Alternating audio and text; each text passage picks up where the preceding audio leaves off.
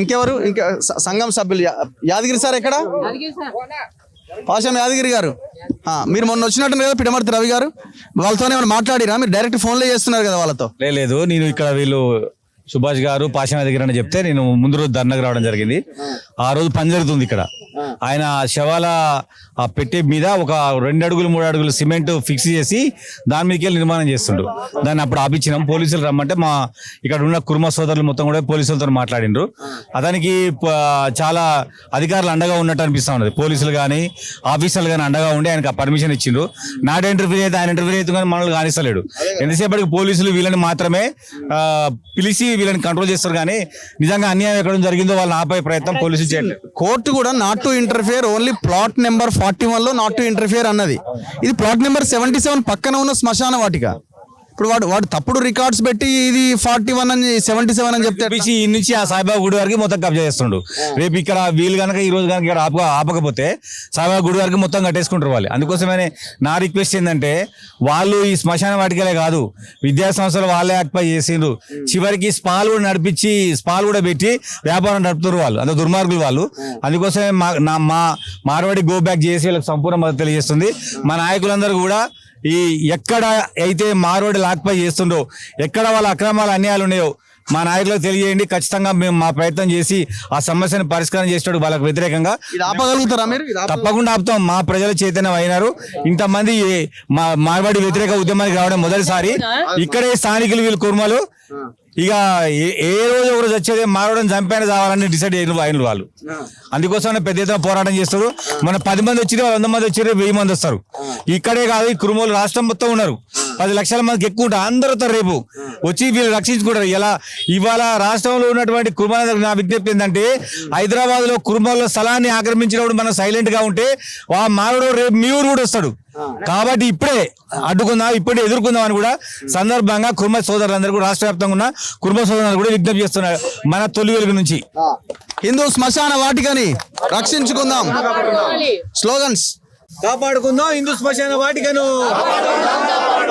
Go back Marwadi Hindu శ్మశాన వాటికను occupy చేసిన మార్వాడి హిందువుల బొందలగడ్డలు ఆక్రమించిన మార్వాడి హిందువుల బొందలగడ్డలు ఆక్రమించిన మార్వాడి హిందువుల బొందలగడ్డలు ఆక్రమించిన మార్వాడి హిందువుల బొందలగడ్డలు ఆక్రమించిన మార్వాడి సో చూడండి శవాలు బొక్కలు మాయం చేసిన మార్వాడీలు చూడండి ఎవడన్నా శ్మశానం ఇప్పుడు వాళ్ళ ఆత్మలు ఉన్నారని ఆయన మీరు నమ్ముతారు కదా వాళ్ళ ఆత్మలు మొత్తం మీ కుటుంబాలను పట్టినాయి అనుకో మొత్తం ఈ నుంచి వెళ్ళిపోవాల్సిన పరిస్థితి రావచ్చు తలసాని శ్రీనివాస్ యాదవ్ గారు ఏంది దుర్మార్గం మీ నియోజకవర్గం ఇంత ఓపెన్ దందా ఇది ఇప్పుడు మీ తరాలు కూడా చచ్చిపోయారు కదా చాలా మంది ఇప్పుడు మార్వాళ్ళ తరాలు వాళ్ళ బొందను మొత్తం పెకిలించి ఇట్లా గోడ కట్టినాం అనుకో అదే అస్థిపంజరాన్ని మీకు ఎట్లుంటది ఎంత ఘోరం ఇది యాదగిరి సార్ ఏం జరుగుతున్నది ఇంత ఓపెన్ అరాచకం ఈ బస్తీ వాళ్ళని దళితులను అడిగినాము వాళ్ళు చెప్తారు ఇక్కడ నుంచి అక్కడ దాకా గుడి దాకా 16 ఎకరాలు శ్మశాన వాటిక దీన్ని వాడు మింగేస్తున్నాడు వీని పని ఏంటంటే అగర్వాల్ పని వాడు అన్ని చోట్ల కోర్టులో తిరుగుతాడు కబ్జాలు పెడుతుంటాడు జీడిమెట్ల గాజుల రామారం ఒక ఊరు కాదు అన్ని దండాలు ఇవే దాంతో కబ్జా చేయడం వల్ల అమ్ముకోవడం మళ్ళీ ఇంకో చోటుకు పోయి కబ్జా చేయడం కోర్టులను మేనేజ్ చేస్తున్నాడని చెప్తున్నారు మరి కోర్టులను ఎట్లా మేనేజ్ చేస్తాడు రెవెన్యూ వాళ్ళని మేనేజ్ చేస్తుండు కోర్టులను మేనేజ్ చేస్తుండు బల్దియా వాళ్ళని మేనేజ్ చేస్తుండు బుద్ధుండాలి బల్దియా వాళ్ళు మనం పెట్టినరు వాళ్ళు ఏం చేయాల్సింది శాటిలైట్ ఇమేజ్ తీస్తే చాలు 30 ఏళ్ల క్రితం ఏముండే అవన్నీ శ్మశానం ఉండే కదా శాటిలైట్ ఇమేజ్ ఎందుకు తీయలేదు అంటే మీరు కుమ్మక్కైనరు అందుకనే మగ్దూమ్ మొయిదీన్ ఏం చెప్పినంటే బల్దియా గురించి బల్దియా అంటే మున్సిపల్ కార్పొరేషన్ హాయ్ బల్దియా ఖాయా పియా చల్ దియా కుచ్ కర్ దియా కుచ్ నై కరాతో బల్దియా వాడు ఏమి చేయలేదంటే అర్థం వాడు బల్దియాని గల్లా బట్టి ఇడ్చుకురావాలి ఇక్కడ కార్పొరేటర్ ఎవడు ఎందుకు వస్తలేడు ఇక్కడ ఎమ్మెల్యే ఎవడు ఎందుకు వస్తలేడు రాజకీయ నాయకులు మున్సిపల్ కార్పొరేషన్ ఆఫీసర్లు రెవెన్యూ ఉద్యోగులు అందరూ కుమ్మక్కైనరు అందుకని ఇట్లా జరుగుతున్నది వీడు ఎటువంటి మామూలు కాదు వీడు కొండలు గోలుకొండలు మణికొండలు హనుమకొండలు మింగి అనకొండ వీడు ఈ మార్వాడి ఇప్పుడు ఎంఆర్ఓ కేసు పెట్టిండు ఇమీడియట్ యాక్షన్ ఉండాలి కదా జిహెచ్ఎంసీ వాళ్ళు అది పెడితే దాన్ని కూడా వీకిండు తర్వాత వాడు కోర్టులో గెలిచినని చెప్తున్నాడు ఎక్కడో ల్యాండ్ అది సర్వే నంబర్ వేరే మరి మున్సిపాలిటీ అడగాలి ఈ సర్వే నంబర్ ఇది కాదని అడగాలి కదా సర్వే నంబర్ ఎవరు చూసినా తెలిసిపోతుంది శాటిలైట్ ఇమేజ్లను తెలిసిపోతుంది ఇప్పటిది 30 ఏళ్ల క్రితం అయితే శ్మశానం ఉండినా లేదా తెలిసిపోతుంది, బొందలగడ్డ ఉండినా లేదా తెలిసిపోతుంది. వాడు బొందలగడ్డ బొక్కలు బుక్కే మార్వాడి వాడు, మామూలుడు కాదు. నిన్న మేము చూసినాము, పుస్తకాలు చదివినాము. నిన్న 147వ జయంతి పెరియార్ రామస్వామి నాయకర్ది.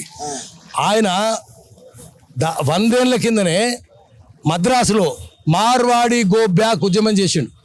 100 ఏళ్ల కింద మార్వాడి గో బ్యాక్ ఉద్యమం చేసిండంటే ఎంత దుర్మార్గాలైనా చెప్పండి. అప్పటి నుంచే ఇట్లున్నారు మనస్తత్వం. వాడు మాంసం తిననంటాడు, కానీ మనుషులను తింటాడు. మనుషులను తినేవాడు వాడు నరమాంస భక్షకుడు. మామూలు మేకలు గొర్రెలు వాడు తినేది మనుషులనే, నరభక్షకుడు వాడు. అందుకనే వాళ్ళ మీద ఉద్యమం చేయాలి, మళ్ళీ పెద్ద ఉద్యమం రావాలి, ఇక్కడ నుంచి అన్ని ఖాళీ చేపించాలి.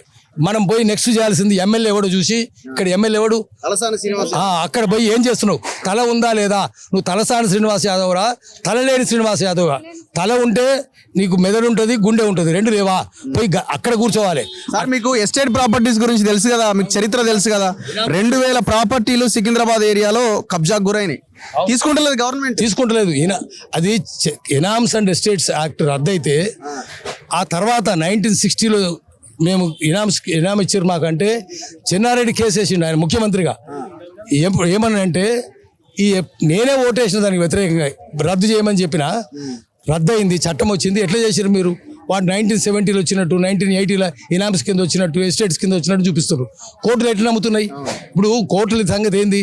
భోపాల్ గ్యాసు 1984 డిసెంబర్ 2 నాడు గ్యాస్ లీక్ అయితే 65,000 మంది చచ్చిపోయారు ఒక్కరోజు. ఆ తర్వాత 1 yearలో 1.5 lakh చచ్చిపోయారు. కోర్టులు శిక్షలు వేసినాయా? కోర్టులు శిక్షలు వేయలే. కోర్టులు శిక్షలు వేయలే. కోర్టులు కానీ న్యాయవాదులు కానీ వాళ్ళు న్యాయమూర్తులుగా న్యాయవాదులుగా లేరు. వాళ్ళు మొత్తం కుమ్మక్కైన వ్యవస్థ అంతా కుమ్మక్కైంది. అందుకనే దేశంలో జనతంత్రం లేదు, ప్రజాస్వామ్యం లేదు, చోరతంత్రం ఉంది, చోరల రాజ్యం ఉంది. అందుకనే కూకటి వేలతో చోరతంత్రాన్ని పీకించాలి, పీకి వీళ్ళందరినీ చేయాలి. మీరు ఇక్కడ చేయకపోతే నిన్ను పాతి పెడతాం, ఇదే బొందలగడ్డ పాతి పెడతాం. ఈ నుంచే స్టార్ట్ కావాలి, స్టార్ట్ ఈ నుంచే స్టార్ట్ కావాల్సిన అవసరం ఉంది.